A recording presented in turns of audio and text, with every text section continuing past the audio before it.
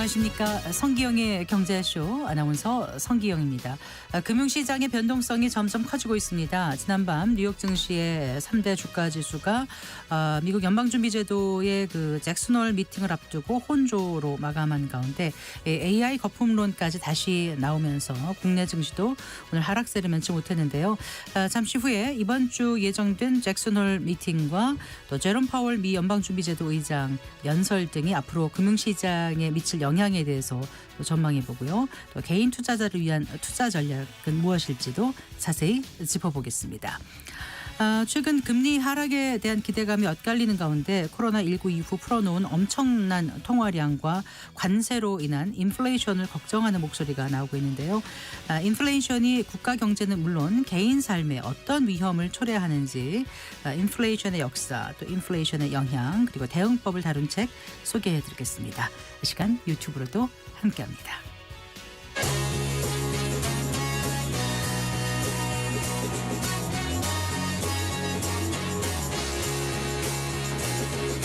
경제 시야를 넓혀드립니다. 투자의 지름길을 안내합니다. 돈 되는 정보를 발견하는 시간. KBS 1라디오 경제쇼. 먼저 오늘의 주요 경제 뉴스부터 정리해드리겠습니다. 경제 뉴스 브리핑 손석우 경제평론가와 함께합니다. 어서 오십시오. 안녕하세요. 자, 오늘도 국내 증시가 하락 마감했습니다. 낙폭이 상당히 컸었는데 장 막판에 좀 낙폭을 줄이긴 했습니다. 그래도 많이 줄였죠. 장중에는 근데 낙폭이 코스피가 2% 넘었습니다. 급락세를 보였거든요. 그러면서 3,100선을 장중에는 내주기도 했습니다. 말씀하신 대로 이제 다행스럽게 장 후반에 좀 낙폭을 줄였는데 오늘 코스피는 0.68% 하락했습니다. 3,130.09에 코스닥은 1.31% 하락한 777.61에 거래를 마쳤습니다. 오늘 수급별로 보면 개인과 외국인이 동시에 팔았어요. 그러면서 지수 하락을 좀 부추긴 면이 있고요. 여전히 금리, 전쟁, 세제 개편 이런 이슈들에 대한 불확실성 휩싸여 있죠.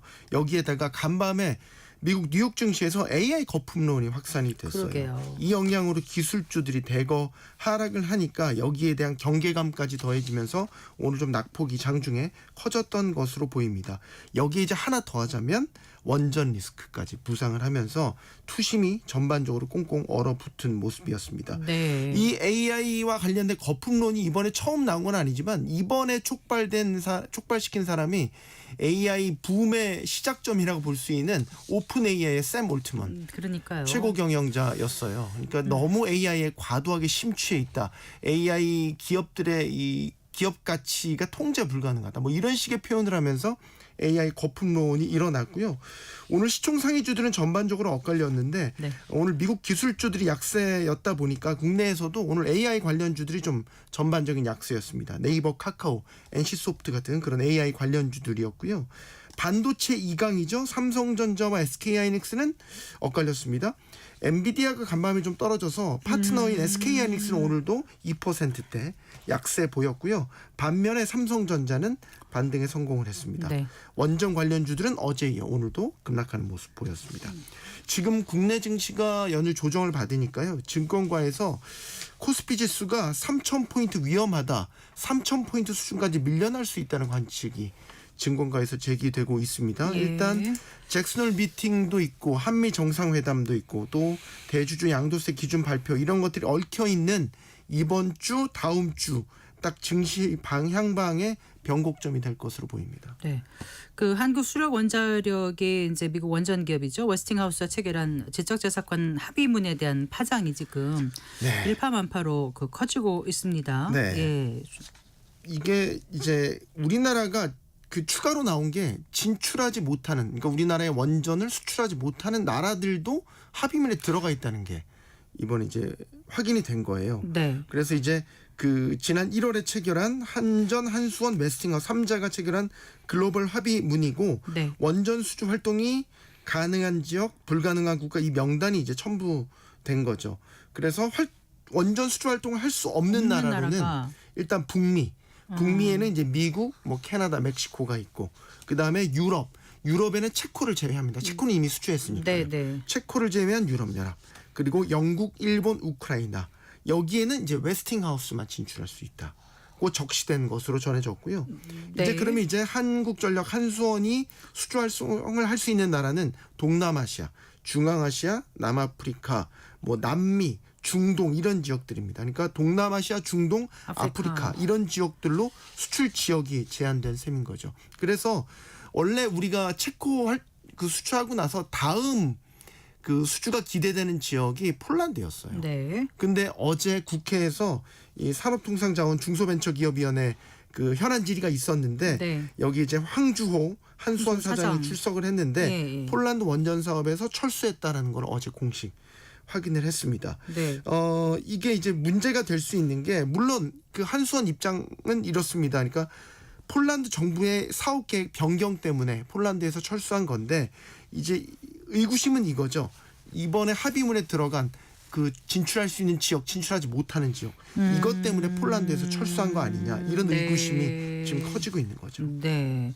지금 정치권에서도 불공정 계약이다 이런 논란이 확산되고 네. 있어요. 그렇죠. 그 신규 원전 수출할 때마다 웨스팅하우스에 지급해야 되는 로열티부터 그다음에 일감 거기에다가 SMR 소형 원전 같은 경우는 기술 검증 받아야 되는 부분 거기에다 50년 네. 계약 기간 여기다 신규 수출 지역 제한까지 이런 것들을 감안하면 불공정 계약을 한 것이 아니냐는 논란이 확산되고 있는 거고 그래서 지금 여당인 더불어민주당을 중심으로 원전 청문회 열어서 이번 불공정 계약에 대한 진상 규명을 하겠다 이런 입장을 내놓고 있고요. 네. 반면 한수원은 반박을 하고 있습니다. 이 계약 내용이 감내할 만한 수준이고 원전 수주 과정에서 불가피한 측면이 있다라는 점을 강조를 하고 있습니다. 네. 어쨌든 논란은 확산되고 있죠. 그래서 대통령실에서도 진상 파악을 지금 정부에 지시했습니다. 이에 따라서 지금 정부 차원에서 체코 원전 수출 과정에서 법적 문제가 없었는지 등에 대한 조사가 이뤄질 것으로 예상됩니다. 네.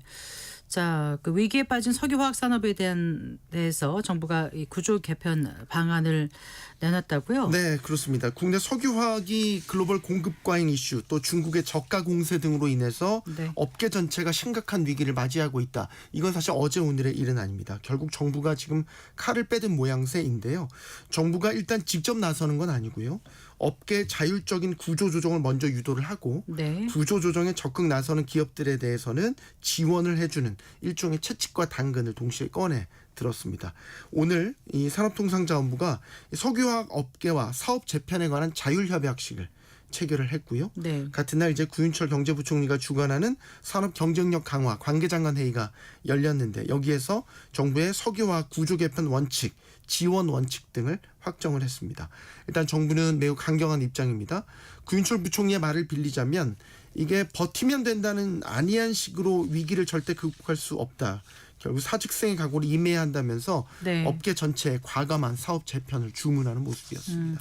그러면 구체적으로 어떻게 그 구조 조정을 한다는 거죠? 이게 지금 업계의 자율협약을 먼저 봐야 되는데 주요 10개 석유화학 기업들이 오늘 정부와 맺은 자율협약을 시작으로 이 기업들이 연말까지 사업 재편 계획을 마련해서 정부에 제출을 합니다. 네. 지금 구체적인 내용은 우리가 그동안 주업을 하고 있었던 NCC라고 하는데 네. 나프타 분해 시설과 관련돼서 생산량을 대규모로 줄일 계획입니다. 네. 270에서 최대 370만 톤까지 줄일 계획이고 이 감축 규모는 전체 생산량의 18에서 최대 25%까지 그러니까 최대 4분의 1까지 생산량을 감축한다는 계획을 갖고 있고 네. 여기에 더해서 고부가 친환경 제품으로 포트폴리오를 전환하겠다. 그리고 재무 건전성 개선한다. 그리고 이 과정에서 있을 수 있는 지역사회 피해 이런 것들은 최소화하겠다.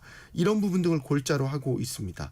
그래서 정부는 업계가 연말까지 제출하는 사업 재편 계획의 타당성 또 자구 노력 등을 종합적으로 검토한 뒤에 네. 기업별 상황에 맞는 맞춤형 지원을 제공할 계획인데 여기에는 금융, 세제, 연구개발 등을 아우르는 맞춤형 지원 패키지를 제공할 방침이고요. 여기에 더해서 이제 지역 경제에 미칠 수 있는 고용 충격 완화도 병행이 되는데 산업부는 지난 5월 여수시를 산업 위기 선제 대응 지역으로 지정했습니다. 이어서 현재 충남 서산시도 추가 지정하는 방안을 검토 중에 있습니다. 네. 서울 지역에서 주요 외식 품목들의 가격이 줄줄이 올랐다고요. 네, 그렇습니다. 7월 워낙 폭염 심했지 않습니까? 이제 폭염을 거치면서 외식비들이 또 줄줄이 오르는 양상인데 서울에서 소비자들이 많이 찾는 8개 대표 외식 품목 가운데 5개의 품목의 가격이 오른 것으로 나타났습니다. 네. 여름철에 가장 많이 찾는 음식 냉면. 하면 더우니까 냉면 많이 찾으시고 또 복날도 있으니까 삼계탕 대표적으로 많이 찾는 음식이죠. 이 한국소비자원 가격 종합 포털 참가격에 따르면요. 서울에서 냉면 한 그릇 평균 가격이 지난 6월에는 12,269원이었는데 지난달에는 12,423원으로 154원 올랐고요. 삼계탕 가격도 같은 기간 17,654원에서 17,923원으로 269원 인상됐습니다. 네. 이제 이거는 서울 전체 평균 가격이고요. 우리 소위 강남이나 광화문 같은 이런 업무지구나 소위 그리고 유명 식당 이런 곳들의 판매가는 상당히 비싸졌습니다. 평양냉면으로 유명한 식당 제가 이름을 거론하진 않겠지만 뭐 다 많이들 아실 겁니다. 이런 곳에서 파는 냉면 한 그릇 가격은 15,000원. 이거 낮은 가격이고요. 비싼 데는 18,000원. 이렇게 하는 곳도 있고요. 삼계탕 같은 경우는 이제 기본 삼계탕 2만 원이고 전복 같은 거 들어간 좀 고급 삼계탕 같은 경우 네네. 2만 원을 훌쩍 넘기도 합니다. 이 밖에도 삼겹살, 비빔밥, 김치찌개 가격도 올랐고요. 반면에 김밥이나 자장면, 칼국수 3개 품목은 전달과 가격이 동일했습니다. 네. 잘 들었습니다. 고맙습니다. 감사합니다. 경제 뉴스 브리핑 손석우 경제평론가와 함께했습니다.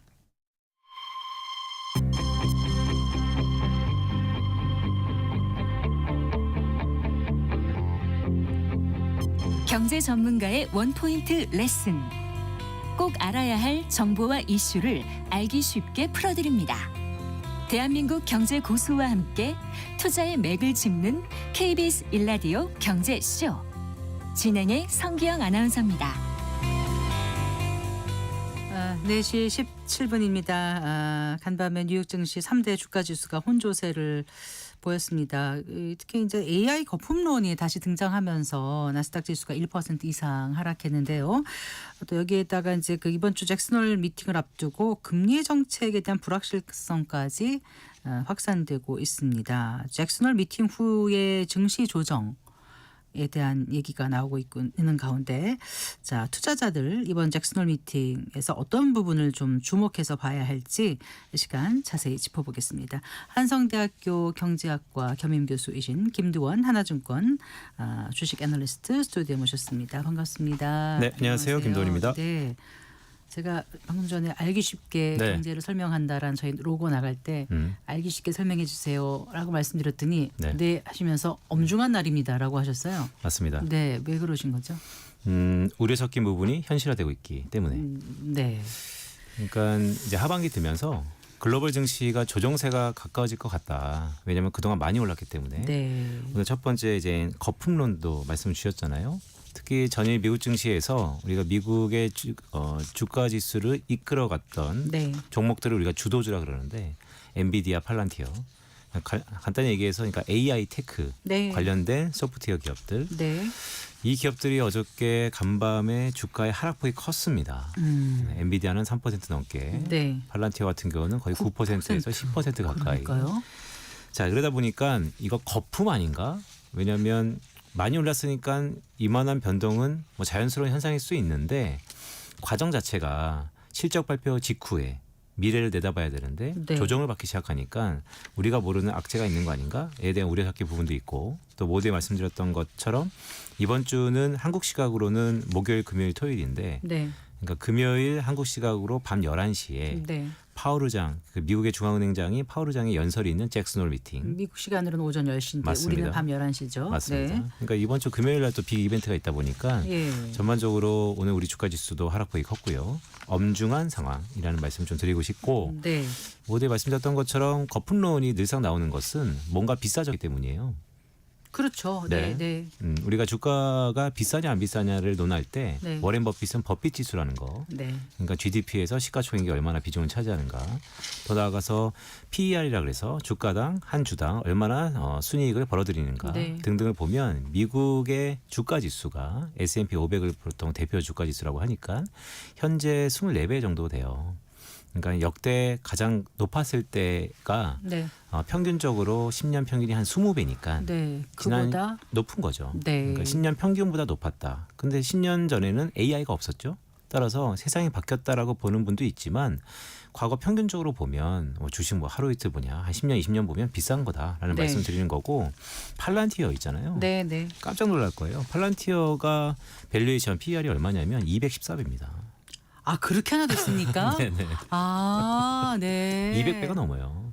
어쨌든 5거래일 연속 지금 하락세 아닐까요? 맞습니다. 네. 그러니까 이제 이 200배가 그렇군요. 넘다는 것은 네. 이제 그것을 계속해서 AI니까 뭔가 신세계를 그리니까 엄청난 성장성이 있으니까로 긍정적으로 해석하는 부분도 분명 있지만 네. 그래도 여차하면 삐끗하면 이렇게 뭐 9% 10%씩 나올 수 있는 제반 여건이 형성된 상황이죠. 그러니까 샘 올트만 그 오픈 AI 최고 경영자가 거품 얘기를 하는 거고 맞습니다. AI 기업들의 가치가 이미 통제 불능 수준이라고까지 이제 얘기를 했습니다. 근데 네. 이렇게 누군가가 얘기를 하면 갑자기 이렇게 그렇게 생각했던 것들이 현실화되지 않았는데도 네. 갑자기 이렇게 쏠림이 가는 건지 이전부터 이걸 생각을 하셨는지도 저는 궁금해요. 그러니까 샘 알트만이 갖고 있는 인싸죠. 그러니까 인플루언서의 힘일 수 네. 있고, 그러니까 그루라고 우리가 표현하는데 네. 이렇게 굵직굵직한 영향력이 있는 사람들이 적세적소에 얘기를 함으로써, 그러니까 사람들은 그런 거잖아요. 내가 이미 마음 먹은 것이 있어요. 네. 사고 싶은 사람은 사야 된다는 거, 네. 팔고 싶은 사람은 팔아야 된다는 거. 하지만 나의 이런 확신을 상대로 하여금 우리가 어느 정도 영향력 있는 사람이 그의 입에서 네. 내가 듣고 싶은 말이 나왔을 때 네. 그때 우리 흔히 투매라는 것이 나오는 현상인데 네. 간밤에 공교롭게 그런 타이밍에 맞아 떨어지는 상황이죠. 그래요. 자, 기술주 전반적으로 이렇게 투매가 나왔던 나스닥 시장이었는데요. 지금 이제 그 말씀하신 잭슨홀 미팅이 이번 주 우리 시간으로 목금토. 맞습니다. 네, 목금토인데 잭슨홀 하니까 사람들이 거기 내가 가본 데야 이런 분들 계시지만 대부분은 네. 잭슨홀 미팅이 어떤 의미를 갖고 있지 궁금해하실 것 같아요. 네. 미국 서부의 와이오밍 주의 예. 잭슨홀 휴양지. 네. 그러니까 흔히 뭐 이런 홀 회의라 그러면 네. 뭐 미국 뉴욕의 한복판에 하는 것 같은데 사실 총구석에 하는 거죠. 그랜드 티턴 국립공원 아니라고 하더라고요. 맞습니다. 네. 그러니까 왜 총구석이라고 말씀드렸냐면 미국에서 가장 인구가 적은 주입니다. 2025년 기준으로. 그렇군요. 그렇기 때문에 가장 한적한 곳에서 네. 굵직굵직한 얘기를 하는 것인데 역사는 1978년부터 그랬군요. 네, 시작했고요. 당시에는 이제 농업을 중심으로 학술회의가 진행됐었고 네. 1982년부터는 지금같이 이제 경제 전망을 주로 모태로 해서 네. 학술 회의를 했었습니다. 뭐 중앙은행 총재라든지 아니면 이코노미스트들, 경제학자들, 또 관련 정책 이반자들이 모여서 네. 앞으로 미래가 어떻게 될 것 같다. 또 더 나아가서 통화 정책은 어떻게 해야 될 것 같다. 이런 얘기를 쭉 해오고 있는데 네. 이게 왜 중요성을 느꼈었냐면 2007년도 8년도 금융위기 이후에 어떤 큰 빅 이벤트가 생겼으니까 그때 이후에 많은 정책 이반자들이 우리 어떡하지? 미국이 어려워졌는데 그걸 한번 이겨볼까? 등등의 정책적인 공조와 동조화 현상이 나타났었는데 네. 특히 뭐 2013년도, 2010년도 이럴 때는 뭐 네. QE2라든지 네. 그러니까 양적 완화, 양쪽 하나. 돈을 네. 많이 풀겠다. 두 번째 버전 이런 것들도 2010년도 이런 잭슨홀에서 나왔었어요. 그래서 그런 것들이 금융시장에 워낙 이벤트성으로 영향력이 컸기 때문에 네. 이번 잭슨홀에도 늘상 좀 중요도가 있다라는 말씀을 드리죠. 네. 특히나 이제 이번에 그 잭슨홀 미팅에 이제 많이 관심을 갖는 것 중에 하나는 또 이제 사실상 파월 의장의 마지막 네, 잭슨홀 미팅이니까 더 그런 부분이 있는 것 같아요. 맞습니다. 그러니까 떠나는 그가 어떤 발자취를 남길까? 예. 일단 잭슨홀은 3일에 걸쳐서 열립니다. 2015년일 거예요. 2015년도만 이틀에 걸쳐서 했고 대부분 그랬나요? 3일에 걸쳐서 하는데요. 네네. 목금토입니다. 그러다 보니까 미국 시장에서는 직접적으로 주가에 반영이 되는데 네. 한국에는 중간에 주말이 껴요. 항상. 네. 그래서 다음 주 월요일이 사실 이 잭슨홀의 효과가 그대로 고스란히 담겨져 있는데 네. 3일 내내 중요하다고 생각하는 사람들은 경제학자들이 대부분이고 주식에 관심 있는 분들은 네. 두 번째 날에 네. 처음 시작하는 오프닝 멘트를 관례적으로 네. 연준 의장이 하기 때문에 좀 중요한데요. 따라서 예. 말씀드렸던 것처럼 한국 시각으로 금요일 밤 11시가 중요한 것이죠. 이때 지금 현 연준 의장인 파월 의장이 연설을 합니다. 그런데 그의 임기가 2026년 5월 23일이 만료예요. 내년 봄이군요. 네. 뭐 이미 레임덕에 걸렸기 때문에 뭐 식물인간이다 이런 얘기도 많아요, 사실은. 하지만 임기 마지막 전에 네. 참여하는 이벤트이기 때문에 이 파월 의장의 그동안의 행적을 잘 살펴봐야 되는데 그가 이리 튀고 저리 튀고 종잡을 수 없는 사람이었으면 아마 이번에 깜짝 쇼 비슷하게 뭔가 얘기를 했을 텐데 거의 좀 일관적이지 않았나요? 맞습니다. 예. 뭐 변호사 출신인 그가 네. 항상 해왔던 멘트 월가에서 파월을 놀리는 얘기 그는 항상 느리다. 네. too late이라는 얘기를 하고 지켜보자. 맞습니다. 네. wait and see 이런 네. 얘기를 하고 그렇기 때문에 이번에도 원론적인 얘기를 할 것 같아요. 그런데 주가도 이렇게 폭락하고 미국의 금리 인하에 대한 기대도 높고 그래서 네. 사실 금융시장에서는 잭슨홀 미팅에서 9월 FOMC를 앞두고 뭔가 금리 인하 비스무리한 완화적인 스탠스를 보여야 되는데 네. 지금까지 정황을 보면 wait and see 원론적인 얘기를 할 가능성이 높고 그게 매파적일 것 같다라는 네. 우려감이 모두에 말씀드렸던 것처럼 주식시장에 그대로 네. 반영되고 있죠. 이번 그 잭슨홀 미팅에서 좀 짚어봐야 될 포인트는 또 어떤 게 있을까요? 사실 여러 가지가 있는데 딱 네. 하나만 꼽자면 네. 미국의 통화 정책, 그러니까 금리를 올리고 내리고 네. 이런 통화 정책의 체계가 바뀝니다. 그러니까 미국의 중앙은행은 금리를 오르고 내림에 있어서 마음대로 하는 건 아니고 우리가 이중 책무, 듀얼 먼데이트라는 얘기를 하죠. 최대 고용과 물가 안정. 네. 그런데 이런 것들이 2020년부터 네. 이 물가를 바라볼 때 네. 일희일비하지 말고 한 해 오르고 내리고에 너무나 우리가 포커스 집중하지 말고 네. 평균적으로 물가를 바라보자. 평균 물가 목표제. 맞습니다. 네. AIT라고 보통 하는데 네. 그러든지 아니면 모든 데이터들을 다 확인하고 조금 늦으면 어때? 민첩성 있게 움직이면 되니까. 네. 그래서 데이터 디펜던트, 네. 데이터 의존적으로 조금은 늦더라도 완벽하게 통화 정책을 펼치자라는 게 지난 5년간의 연준의 통화 정책 체계였습니다. 네. 네. 그런데 2020년도에 무슨 얘기를 했냐면 이걸 5년마다 재검토하겠다.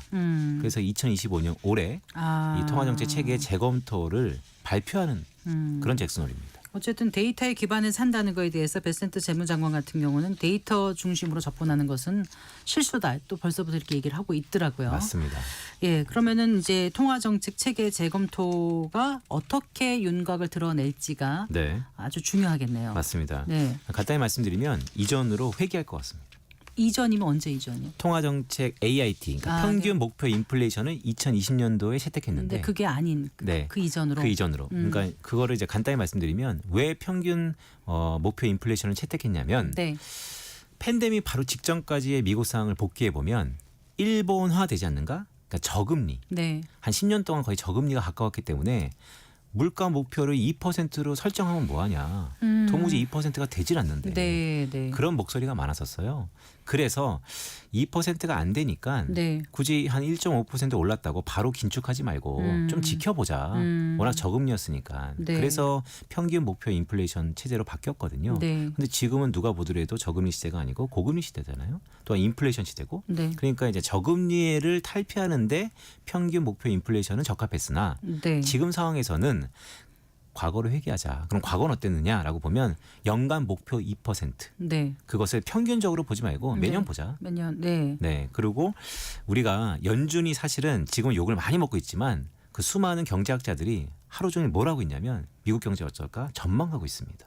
그래서 이제는 포워드 가이던스 미래를 내다보고 네. 전망에 기반해서 통화 정책을 펼쳐보자. 좀 선제적으로 하자 이런 맞습니다. 거죠. 네. 선제적으로 하자는 게 포인트예요. 음. 이전까지는 동행적으로 후행적으로 했다면 네. 이제는 선제적으로 한다는 거죠. 근데 이게 가장 중요한 게 우리가 이제 정보화 시대가 되면서 각종 채널들이 많으면서 우리가 연준을 좀 우습게 하는 성향이 많아졌죠. 나도 예측하겠다. 그 정도면 물가 오르면 올리고 내리면 내리고 이거 누가 못해 막 이런 얘기 했었는데 사실 연준은 다시 한번 이제 미궁 속으로 빠지는 전망이 중요해지는 연준을 우리는 네. 받아들여야 된다. 두 가지 책 문제 고용과 물가 말씀하셨지 않습니까? 네. 그러니 이제 이 고용과 물가를 보고 어떻게 결정을 할 것인가 방향성을 잡을 것인가가 지금 중요해 보이는데 맞습니다. 지금 미국 경제 상황을 보면 네. 좀 헷갈려요. 맞아요. 왜냐하면 얼마 전에 나온 지난주 소비자 물가라든가 도매 물가 네. 지표 같은 경우 신호도 엇갈리고 그래서 분석도 다르게 하고 전망도 다르게 나오고 맞습니다. 투자자를 더 헷갈리게 만들고 있거든요. 맞습니다. 어떻게 지금 보십니까? 매우 중요한 포인트인데요. 먼저 이렇게 경제 지표가 혼재되어 있기 때문에 네. 다시 한번 복귀해 보면 파월 의장은 원론적인 얘기를 할 거고요. 왜냐하면 경제 지표가 물가를 중요시 여길 수도 있고 고용을 중요시 여길 수도 있기 때문에 네. 잘 모르겠다는 원론적인 얘기하는 거죠. 그리고 두 번째는 자 이렇다면 연준은 어디에 집중할까? 선제적으로 네. 전망에 기반하면 네. 관세는 아직까지는 생산자 물가에 영향을 미치고는 있지만 네. 소비자 물가한테는 직접적으로 그럼. 올릴 거지는 미지수입니다. 저는 네, 네. 오히려 물가 압력이 높지 않다라고도 전망을 하고 있습니다. 왜냐하면 기업이 일부 부담할 거고 소비자가 일부 부담할 거고 나눠서 부담하기 때문에 네. 더구나 관세는 변수이기 때문에 요율은 지금은 막 높아지고 있지만 과거 100%를 비하면 또 낮아진 상태. 그래서 이전보다 오르긴 오르겠지만 그게 드라마틱하게 오르진 않을 거다라고 개인적으로 보고 있고 두 번째는 고용이에요. 네. 고용이 최근에 둔화되고 있죠. 고용의 선행 지표들이 둔화되고 있습니다. 네. 그렇다면 고용이 둔화되면 우리의 로지컬리 통화 정책은 완화적입니다. 네. 따라서 이번에 2025년 잭슨홀의 주제가 네. 노동시장의 대전환입니다. 그렇더라고요. 네. 그러니까 노동시장은 그걸 달리 보자. 주제를 잡았다는 것 자체가 벌써 내포하고 맞습니다. 있는 함의가 있지 않을까요? 복선 까는 거죠. 그렇죠. 네. 네. 그러니까 노동시장을 달리 보자. AI가 네. 생겼고 고령화가 됐고 생산성이 높아졌고 그래서 고용시장을 달리 보자라는 거는 간단히 말해서 고용시장에 좀 더 무게를 두자라는 얘기입니다. 그런데 네. 지금 고용시장이 선행 지표가 좀 둔화되고 있으니 네. 저는 물가도 중요하겠지만 네. 물가보다 고용시장이 좀 더 치중적으로 무게를 두는 네. 그런 통화 정책을 펼치지 않을까. 네. 노동시장의 전환, 인구 구조, 생산성, 거시경제 정책이 이제 주제거든요. 근데 지금 맞습니다. 고용 둔화를 보이는, 그러니까 선행 지표를 보면 고용 둔화 네. 상태라고 말씀하셨지 않습니까? 선행 지표 어떤 거 말씀하신 거였죠? 그 경기 선행 지수도 그렇고 네. 주간 단위 신규 실업 청구 건수도 그렇고 그러니까 네. 주간 단위로 실업자가 많아진다는 것은 네. 그만큼 고용 시장에서 뭔가 이상 신호가 나타난다는 것이고 또 매 주마다 나오는 신규 실업 청구 건수 말고 네. 2주 연속 네. 계속해서 연속적으로 실업을 청구하는 사람들도 늘고 있어요. 자 그런 거를 보면 네. 현재 미국의 고용 지표가 매월 초에 발표되는데 네. 지난달에는 7천 명 정도 증가했거든요. 네. 7,300명. 컨센서스가 10만 명이었어요. 그러니까 생각보다 약간 컨센서스에 못 미치고 있고 네. 주간 단위 실업자가 많아진다는 것은 앞으로 신규 고용은 좀 줄고 네. 실업률은 좀 올라갈 수 있고. 네, 그럼 그렇게 되는 거죠. 고용이 둔화되면 통화 정책이 완화적이다라고 표현하셨잖아요. 그러면 맞습니다. 금리는 내려간다. 내려가는 거잖아요. 맞습니다.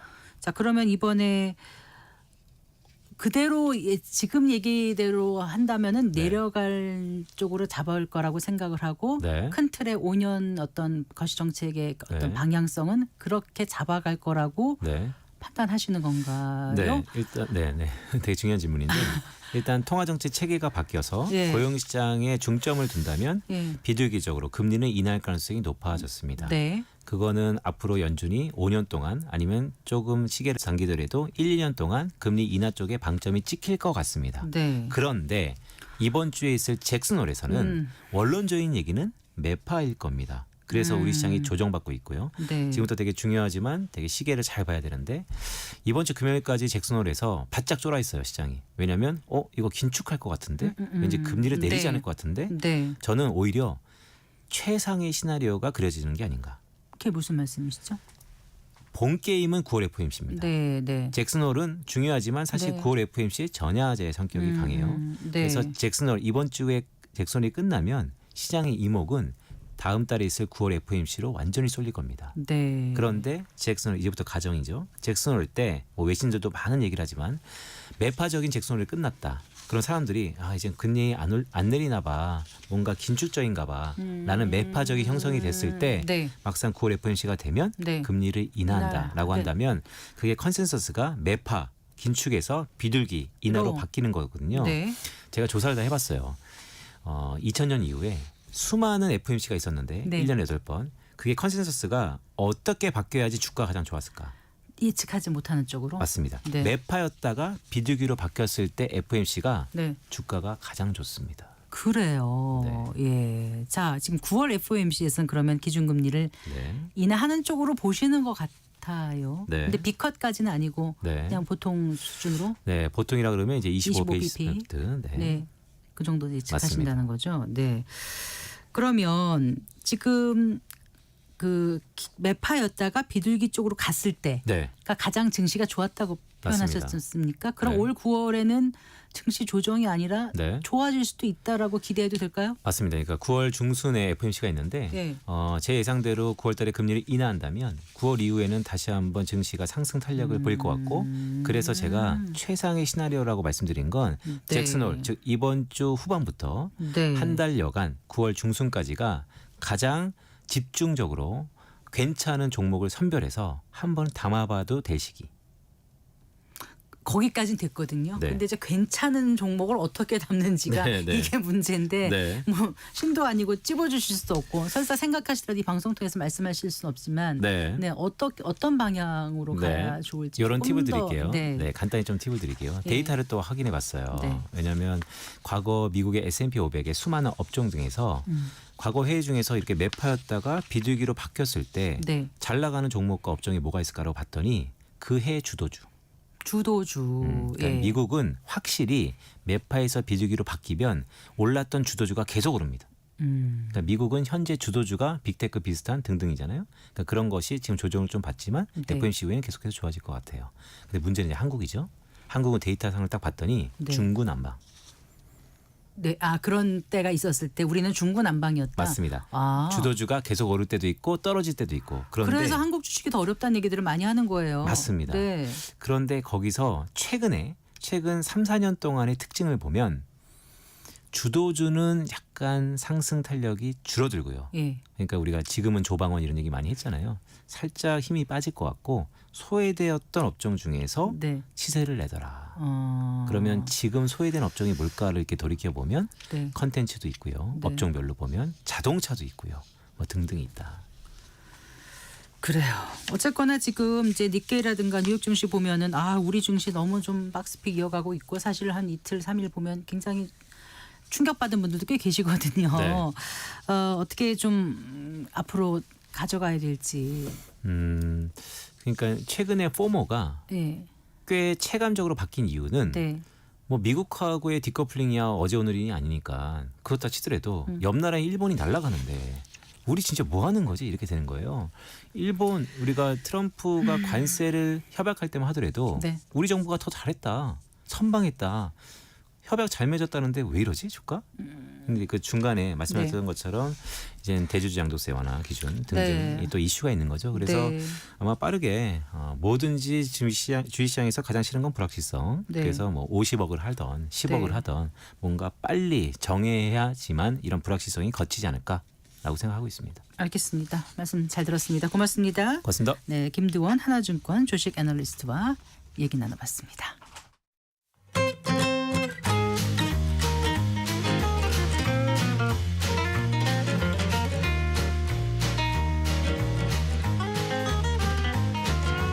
경제 맛집 투자 핫플.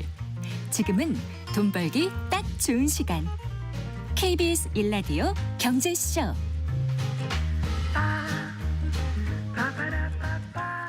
책에서 경제 보는 눈을 키우고 투자의 길을 찾는 경제 읽기 순서입니다. 인플레이션의 위험과 역사 그리고 대응책을 담은 책이라고 하네요. 인플레이션 오늘 함께 읽어볼까요? 미래에셋 투자반금센터 이상건 센터장 스튜디오 모셨습니다. 반갑습니다. 예, 반갑습니다. 안녕하세요. 예. 자, 저자에 대해서 먼저 소개를 해주세요. 이제 하노베익이라고요. 독일 경제학자인데 뭐 이 사람은 기자도 했었고 투자가이기도 했었고 지금은 이제 경제학 교수고요. 국내 뭐 부자들의 생각법, 뭐 사랑의 경제학, 충동의 경제학 이런 책들이 좀 여러 권 번역돼서 나와 있는 저자라고 할 수가 있고요. 네. 인플레이션을 우리가 이제 자산운용에서 이해하는 것이 굉장히 중요한데 그 이유는 두 가지입니다. 첫 번째로는 뭐냐면은 인플레이션, 물가 상승률은 돈의 가치를 결정하는 중요한 요소예요. 한번 여러분들은 생각해 보시기에 은행 예금이 3%인데 물가가 4% 올랐으면 내가 번 돈이 있을까요? 없죠. 그렇죠. 구매력 기준으로는 마이너스거든요. 더 중요한 것은 인플레이션은 시간이 지남에 따라 장기로 갈수록 복리 효과가 발생해요. 네. 뭐 예를 들어서 물가 상승률이 3%면 대략 25년 뒤에는 화폐 가치가 절반으로 떨어져요. 해마다 물가 상승률이 네, 3%일 3% 정도 때. 되면 네. 이 정도 되면 25년 뒤에는 절반 이하로 떨어지게 되는데, 그래서 제가 이제 뭐 이 인플레이션에 관심을 많은 이유가 연금 투자 같은 거 하실 때 네. 내금에만 넣어놓으시는데 네. 시간이 흘러가면 돈의 가치가. 인플레이션 때문에 실제로 번 돈이 거의 없어지게 돼요. 그런데 원금을 지키는 것 같지만 네. 그래서 이제 인플레이션은 보이지 않는 세금이라는 표현도 쓰거든요. 네. 그리고 두 번째로는 뭐냐면 인플레이션은 한 사회에서 부를 재편하는 기능을 가지고 있어요. 네. 그 독일 증시의 우상이었던 앙드레 코스톨란이 뭐 많이들 아실 거예요. 네. 네. 이분의 얘기가 이제 이 책에 소개되어 있는데 이분이 한 얘기가 이런 얘기입니다. 인플레이션은 채권자에게는 지옥, 채무자에게는 천국이다. 정말 유명한 말이죠. 네, 유명한 말이죠, 네. 그렇죠? 그래서 이렇게 이건 바꿔 말하면 채권자의 돈을 채무자에게 이전시키는 거예요. 네. 그런 효과가 있습니다, 인플레이션은. 그래서 이제 그 역사상 가장 위대했던 경제학자 중에 하나는 존 메이나드 케인즈 경도 네. 그 인플레이션을 두고 한 얘기가 인플레이션은 한 사회 부의 총량은 동일한데 부를 재편한다. 네. 근데 디플레이션이 더 위험하다. 디플레이션은 부를 파괴한다. 네. 이 유명한 말을 남겼거든요. 저희 굉장히 좋아하는 말인데 그다음에 또 인플레이션이 중요한 건 정치적으로도 중요해요. 인플레이션이 굉장히 심하면 그걸 하이퍼 인플레이션이라고 그러는데 역사상 하이퍼 인플레이션 때문에 가장 참혹한 그러니까 인류가 겪었던 삶이 바로 2차 세계대전이죠. 왜냐하면 1차 세계대전 끝나고 독일의 전쟁 배상금을 특히 프랑스가 원래 안 좋아하잖아요. 독일이 라이벌의식도 강하고 또 축구 시합하면 장난 아니잖아요. 네. 그러니까 이제 프랑스가 굉장히 강하게 주장을 해서 네. 전장 배상금을 많이 받았는데 독일이 돈이 없으니까 돈을 찍어낸 거죠. 네. 그게 그러니 하이퍼 인플레이션인데 네. 그것 때문에 등장한 인물이 바로 아돌프 히틀러입니다. 히틀러. 그래서 네. 이제 히틀러를 두고 이 책에서 나오는 표현인데 인플레이션의 의붓 아들이다. 인플레이션이 낳은 예. 의붓 아들이다. 괴물이죠, 일종의. 네. 이 책은 이런 인플레이션의 중요성을 고대 로마 시대부터 현재까지 역사적으로 있었던 인플레이션 사건들을 쭉 소개하고 네. 그 원인이 무엇인지를 알기 쉽게 소개하는 겁니다. 그러니까 지금 인플레이션이라는 것은 단순한 일시적인 현상이 아니라 역사적인 현상이라는 게 굉장히 중요해요. 네. 역사적인 것이고 과거에도 존재했고 현재에도 존재했고 자본주의가 작동하는 한 네. 정도의 차이는 있겠지만 네. 미래에도 존재할 것이기 때문에 여러분들께서 좀 이 책이 2021년도에 나온 책인데 저도 최근에 다시 읽었거든요. 아. 여러분들께서 한번 인플레이션이 왜 내 삶에 어떤 영향을 미치는지를 네. 이런 책을 통해서 한번 정리할 기회를 네. 가지시면 좋을 것 그래요. 같아요. 왜 우리 삶에 영향을 미치는지 예. 조금 더 얘기를 해주세요. 예. 이제 근본적인 질문인데 왜 인플레이션에 관심을 가져야 되냐. 말씀하신 것처럼 아까 말씀드린 것처럼 역사적 현상이에요. 그러니까 인플레이션은 그냥 뚝 떨어진 것이 아니라 현대 문명에 돈의 발명과 함께 시작됐다고 저자들은 얘기해요. 과거에는 특히 뭐 중세 시대에는 전쟁 같은 거 하게 되면 반드시 인플레이션이 일어났습니다. 전쟁뿐만이 아니라 지속적으로 일어나는데 여러분들 이제 우리 동전 보면 그 옆에 빗금이 막 쳐져 있잖아요. 빗금. 아, 예. 그죠, 동전에. 예. 이게 왜 그러냐면 옛날에 금으로 동전을 만들었는데 네. 이거 긁어가지고 네. 모으면 돈을 만들 수가 있잖아요. 아, 네. 그게 유래예요. 아, 그랬던 거예요? 네, 그렇게 되면 어떻게 됩니까? 기존의 동전의 가치 계속 떨어지게 되면 어떻게 되겠어요? 돈의 가치가 떨어진다는 것은 상대적으로 상품이나 서비스의 가치, 물건의 가치가 올라가는 인플레이션 현상이 일어나는 거예요. 그래서요? 그러니까 이제 그런 일들이 계속 존재했고 현대에도 이제 그런 것이 존재하는데 인플레이션이 이제 우리 삶에서 가장 중요한 것들은 특히 서민들의 입장에서는 그 더 영향을 많이 받아요. 일반 서민들이 네. 부자들보다. 굉장히 당연한 얘기입니다. 왜 그러냐면 일반 서민분들은 부동산과 같은 자산이 많지 않아요. 내 일상 생활을 뭐 임대료나 네. 주식 배당으로 사는 것이 아니라 뭐 좀 근로소득. 어려우신 분들은 그죠. 근로소득이나 뭐 흔히 하는 말로 하루 벌어서 하루 먹고 살기 때문에 물가가 올라버리면 내 생활의 원천인 소득의 가치가 계속 떨어지는 거예요. 네. 근데 부자들은 예를 들어서 부동산을 가지고 있고 금을 가지고 있고 그렇죠. 이런 것에서 어떻게 됐습니까? 인플레이션으로부터 보호를 받을 수가 있는 거죠. 그렇기 때문에 인플레이션이 정도의 차이는 있지만 인플레이션 속성상 네. 이게 뭐냐면 자산을 갖고 있지 않은 일반 서민들한테 미치는 영향이 훨씬 더 큽니다. 네. 뭐 이 책에는 이제 나온 얘기지만 2000년대 이후에 더 중요한 현상이 있어요. 사회적으로. 어떤 왜냐하면 거요? 우리가 금융위기를 겪고 코로나를 거치면서 네. 각 국가가 돈을 엄청나게 풀었잖아요. 근데 이때 일반 물가는 많이 오르지 않았어요. 네. 어떤 게 많이 올랐죠? 주식과 부동산. 즉 일반 물가는 많이 오르지 않는데 자산이 많이 오르는 현상을 우리는 자산 인플레이션이라고 그러거든요. 자산 인플레이션이 일어나면 어떻게 되겠습니까? 서민들은 더 어려워지고 네. 사회적으로는 더 양극화가 심해지면서 한 사회의 부를 좀 재편해 나가는 현상이 나타나겠죠. 그러니까 자산 인플레이션 오면은 상대적으로 더 격차가 벌어진다. 당연하죠. 네. 이게 지금 저희가 겪고 있는 거예요.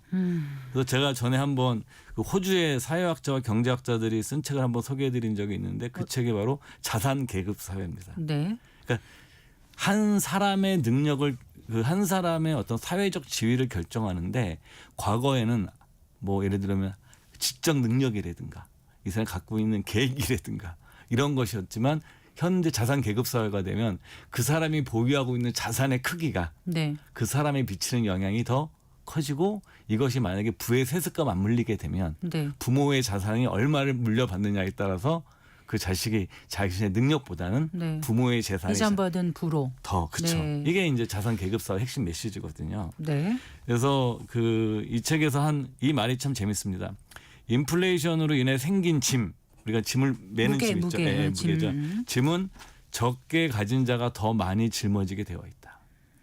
네. 그러니까 많이 가진 자가 더 짊어지는 것이 아니라 적게 가진 자가 더 짊어지기 때문에 아까도 말씀드린 것처럼 특히 여러분들께서 자산 운용을 하시고 특히 일반 우리 개인 뭐 우리 평범한 셀러리맨들이라든가 이제 뭐 자영업 하시는 분들은 바쁘시겠지만 이런 인플레이션이 내 돈에 어떤 영향을 미치는지 이런 것들을 이제 이해하시고 또 자산 인플레이션 같은 현상들이 현대 사회에서 왜 나타나고 있는지 이런 책을 보시면서 좀 배우셨으면 그러니까 좋겠어요. 지금 이 책에 다 들어있는 내용을 예. 소개를 해주시는 예. 거잖아요. 네.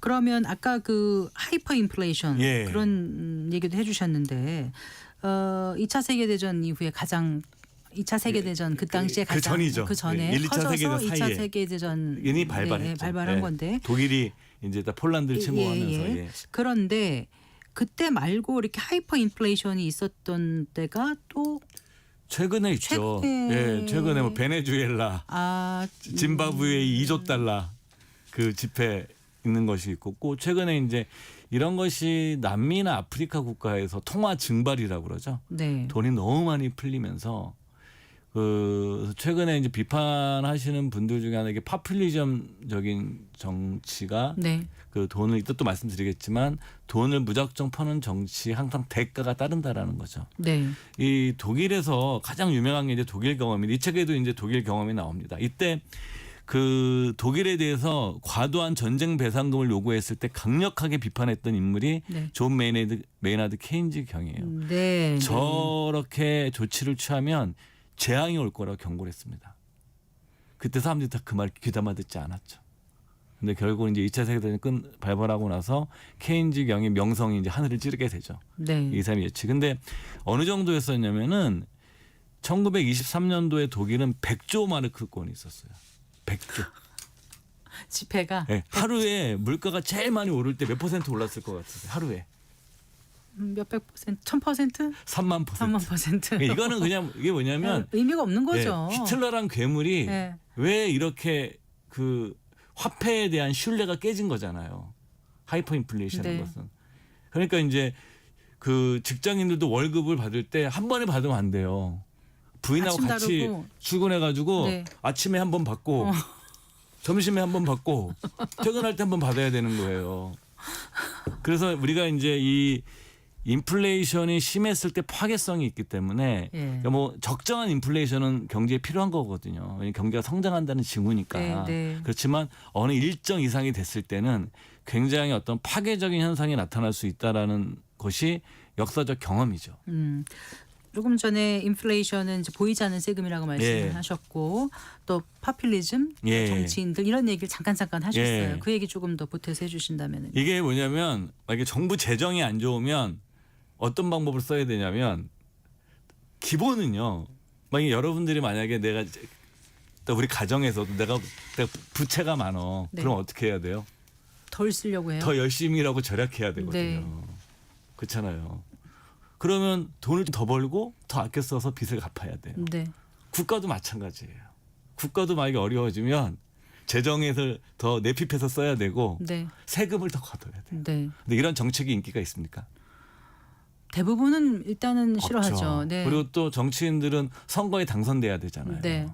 선거에 당선돼야 되니까 공약을 해야 돼요. 네. 그러니까 기본적으로 정치인들이라는 존재의 속성은 인플레이션의 관점에서 인플레이션 유발 요인인 거예요. 이거 제가 한 얘기가 아닙니다. 이거는. 인플레이션 유발자예요. 예, 네. 인플레이션 유발자 중에 하나입니다. 이게 이들의 속성이. 네. 그래서 이제 이 인플레이션을 두고 아까 말씀드린 것처럼 보이지 않는 세금이란 방법을 쓰는 거예요. 그러니까 이런 말씀을 드린 이유 자체가 아니라 드린 이유는 인플레이션 여러분들이 일시적이거나 때때로 오는 것이 아니라 구조적으로 생겨날 수밖에 없는 요인들을 갖고 있다라는 거예요. 네. 어느 정도는 네. 그거를 받아들이셔야 된다라는 거고, 뭐 가외인 얘기지만 국가 문제, 국가 부채 문제죠. 아마 우리나라도 지금 가계 부채가 사상 최고치고 고령화 사회가 심화되면은 이제 국가도 재정이 더 나빠질 겁니다. 반드시. 이거는 뭐 모든 고령화를 겪은 나라들이 갖고 있는 숙명적인 길이에요. 그냥 가게 되면. 네. 그렇게 됐을 때 어떤 부채를 봐야 되냐면 그 자국민들한테 진 부채, 대내 부채. 네. 네. 그다음에 외국에서 받은 부채. 네. 그러니까 대내 부채는 좀 해결할 수가 있어요. 일본이 세계에서 가장 빚이 많은 정부예요. 일본 정부가. 근데 안 망하잖아요. 네. 근데 그때 그리스는 옛날 유로존 위기 때 흔들렸어요. 왜요? 네. 대외 부채가. 그렇죠. 우리나라 네. 외환위기 때처럼. 그러니까 이제 앞으로도 우리나라 정부가 부채 구조를 어떻게 가져가느냐 이런 것도 여러분들 좀 관심 있게 보셔야 돼요. 네. 관심 있게 보셔야 되고 이것이 만약에 위기가 올 것 같다 그러면 그 다른 나라 통화를 갖고 있는 포트폴리오를 이렇게 좀 짜야 되죠. 자, 그러면 이제 인플레이션을 고려한다라면은 인플레이션은 어떻게 보면 어느 정도는 막을 수 없는 거고요. 예. 어떤 정책이냐에 따라서 좀 달라질 수도 있고. 예. 그런데 그렇게 인플레이션을 고려할 때 투자는 그럼 어떻게 하면 좋은지 이 저자는 얘기하고 이 있습니다. 책이 2021년도에 나온 책인데 굉장히 이게 인플레이션 역사 같은 건 재미난데 뒷부분에 가면 이제 이 포트폴리오를 제시하는 거는 네. 굉장히 교과서적이에요. 굉장히 교과서적인 건데 그 분산 투자하라예요. 분산 투자해라. 네. 그러니까 이 분산 투자라는 것은 뭐냐면 상관관계가 낮은 자산. 그러니까 A라는 주식이 있고 뭐 예를 들면 B라는 주식이 있으면 같은 방향으로 움직이면 오를 때 같이 오르면 상관관계가 높은 거죠. 그렇죠. 네. 근데 반대로 움직이면 상관관계가 낮은 낮지만 거죠. 네, 리스크를 줄일 수 있는 거죠. 그렇죠. 네. 그래서 그런 식의 투자라는 것이 맞다고 생각하고 이 책에서 한 그 투자 전략가가 제시한 바퀴벌레 투자법을 추천을 합니다. 네? 바퀴벌레 네, 투자법이요? 바퀴벌레 투자법. 어머나 우리가 바퀴벌레한테 배워야 돼요? 뭐예요? 왜 배워야 된다는 거죠. 왜냐하면 바퀴벌레는 5천만 년 전부터 지구상에 존재해 왔는데 방사능에 노출되더라도 인간보다 15배 오래 산답니다. 그러니까 한마디로 책에 나온 문자 그대로 읽어드릴게요. 바퀴벌레는 가늘고 길게 사는 존재다. 투자는 망하지 않고 시장에서 죽지 않고 가늘게 길고 오래 사는 이런 상관관계가 낮은 자산 구성된 포트폴리오를 짜야 되는데 그 이름을 바퀴벌레 포트폴리오라고 진짜 바퀴벌레라고 쓴 거 맞아요? 맞아요. 예. 제가 뭐 네. 그냥 뭐 거짓말 하겠습니까? 그러면 이게 일종의 n분의 1, 네. 4분의 1 투자법인데 주식, 금, 국채, 정부 네. 안전한, 네. 그다음에 현금 네. 이렇게 그러니까 주식과 금과 국채와 그다음에 은행의 예금 같은 거죠. 여기에 네. 4분의 1씩 이렇게 하게 되면 네. 이 포트폴리오가 가장 상관관계가 낮고 네. 그다음 시장에서 폭락이 오더라도 내가 죽지 않고 네. 바퀴벌레처럼 가늘고 길게 생존할 수 있는 포트폴리오고 또 전문가들이 짜놓은 그 포트폴리오와 비교해 보더라도 네. 장기 성과가 나쁘지 않다라는 게 이제 이 책에서 조언하고 있는 거죠. 이 책을 좀 두 번째 다시 보셨다 그랬는데 네. 이런 식으로 하십니까? 실제로 자산 운용을요? 저는 이 주식 비중이 압도적으로 높죠. 최근에 개인적으로 금 비중을 조금씩 늘리고 있긴 한데 그래도 전 주식 비중이 압도적으로 높은 편입니다. 예. 네. 채권은 별로 없고요. 네. 근데 이렇게 권하실 때는 좀 비슷하게 하셔야 되는 거 아닌가요? 이건 좀 참고하시라는 거죠. 네. 예, 이게 뭐냐면 다 자기한테 맞고 여기에 또 이 책에도 개인의 투자 허용도라는 게 네, 있거든요. 알겠습니다. 그런 것도 고려하셔서 만드셔야죠. 미래에셋 투자연금센터의 이상건 센터장과 함께했습니다. 마칠 시간입니다. 성기영의 경제쇼 오늘 순서 여기까지입니다. 아나운서 성기영이었습니다. 고맙습니다.